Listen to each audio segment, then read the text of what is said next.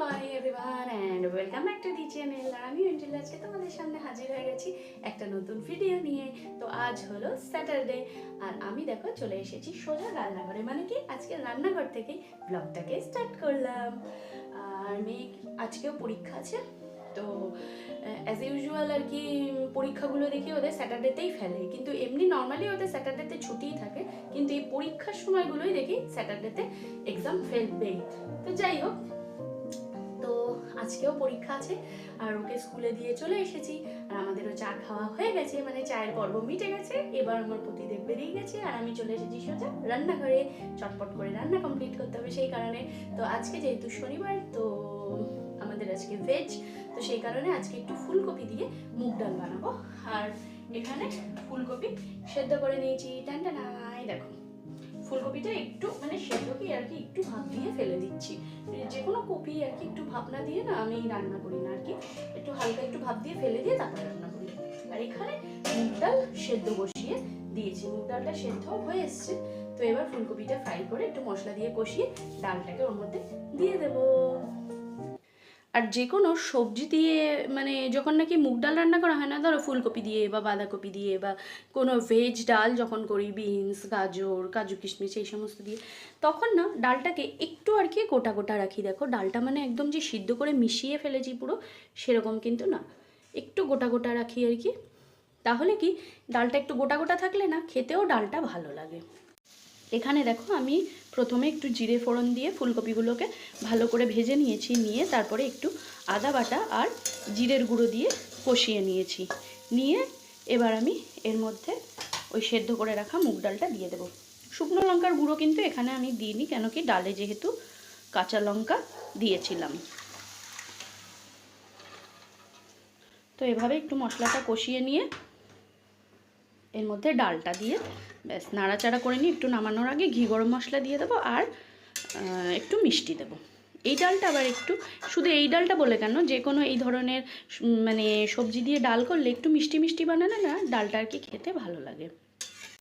ডালটা কিন্তু হয়ে গেছে, ঘি গরম মশলাও দিয়ে দিয়েছি, এবার ডালটাকে নামিয়ে রাখবো। আর এখানে একটুখানি আমার মেয়ের জন্য করেছি ফুলকপি ভাজা। ও না এই এরকম ছোটো ছোটো করে কেটে ফুলকপি ভাজা খুব ভালো খায়। তো শুধুমাত্র এই ভাজাটা হয়েছে আর ডাল হয়েছে আর এখানে হয়েছে ভাত, আর কিচ্ছু হয়নি। এবার আমাকে রেডি হয়ে বেরোতে হবে, মেয়েকে আনতে যেতে হবে, কেন ঘড়ির কাঁটা কিন্তু দৌড়াচ্ছে। আর কিছু রান্না এখন আর হলো না, তো পনির রান্না করব। আর তো সেটা ভাবছি যে এসে আমি বাড়িতে তারপর রান্না করব, কেন কি এখন পনির বানাতে গেলে হয়ে গেছে, তাহলে আর মেয়েকে আনতে যেতে হবে না। তো এখন রেডি হয়ে বেরোতে হবে মেয়েকে আনতে যাওয়ার জন্য।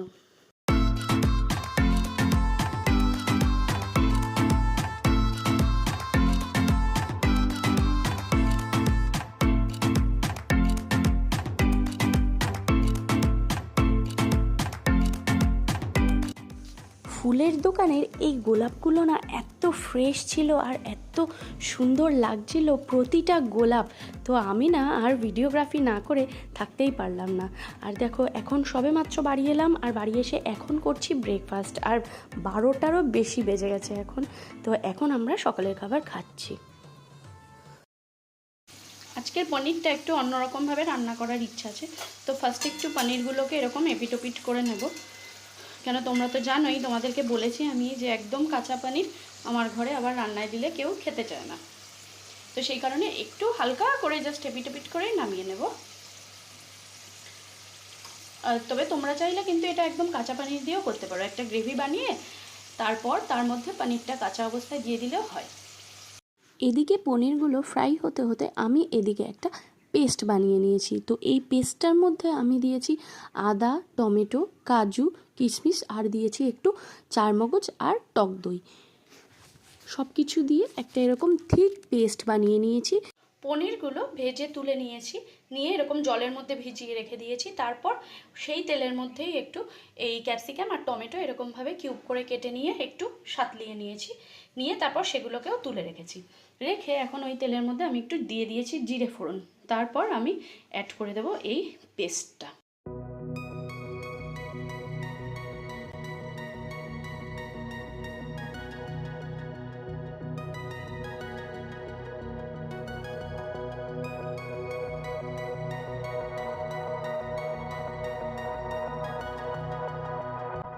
এবার আমি এর মধ্যে একে একে ড্রাই স্পাইসেসগুলোকে অ্যাড করে দেব।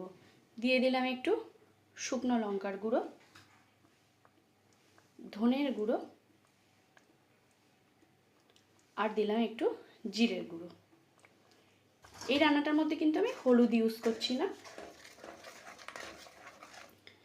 এবার ভালো করে এই মশলাগুলোকে কষিয়ে নিতে হবে। গরম এখনও ঠিকঠাক পড়তে পারলো না, অথচ আমার ঘরে কিন্তু গ্লুকন-ডি এসে হাজির হয়ে গেছে।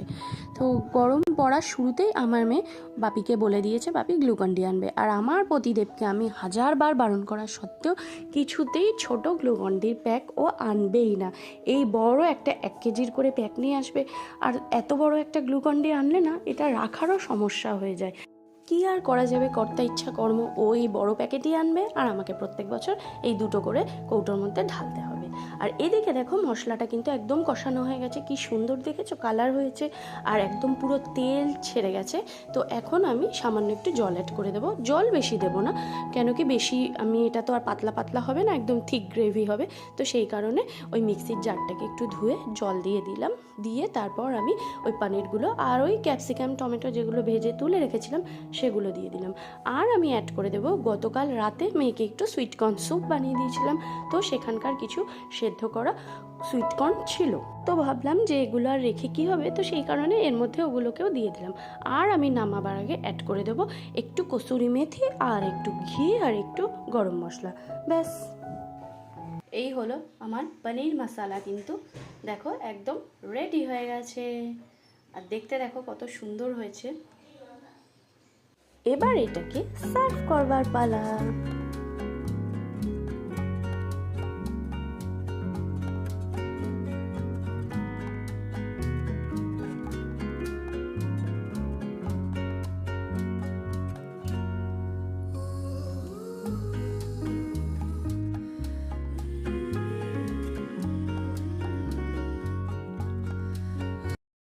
দুপুরে খাওয়ার পর একটু শুয়েছিলাম, আর তারপর ঘুম থেকে উঠে সন্ধে টন্ধে দিয়ে এখন চলে এসেছি সোজা রান্নাঘরে মেয়ের জন্য কিছু খাবার বানাতে।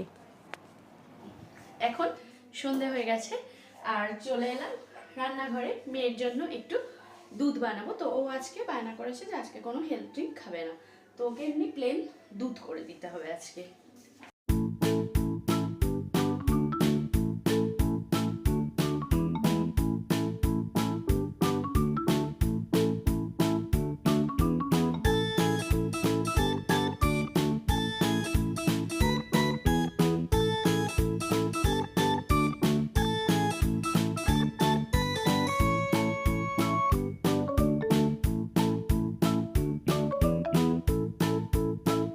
এই হলো আমার মেয়ের দুধ আর এই কুকিজগুলো দিয়ে ও দুধ খাবে, সেই কারণে বলেছে আজকে কোনো হেলথ ড্রিঙ্ক খাবে না, দুধ খাবে।